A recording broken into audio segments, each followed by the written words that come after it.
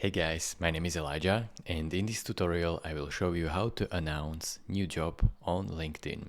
So first go over to linkedin.com, then click on your profile picture right here and then view profile, click on that.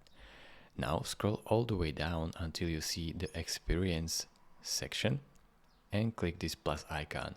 Click on add position and here insert your title, employment type and company organization, and you have to have this enabled. As you can see, notify network, so it will notify the people and everybody that you have a new job. So this is how you make sure you announce your new job. Insert start date and then end your current position if you will, and select location, location type, and all sorts of things. So I will quickly do that. So make a new title,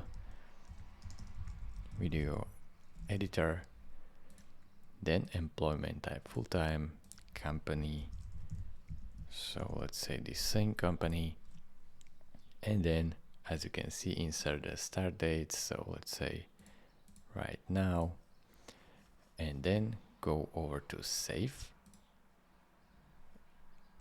And as you can see, position added, next share this update with your network.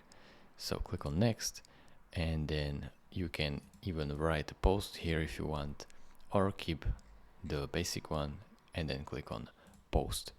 It will post it, and basically this is how you announced your new job.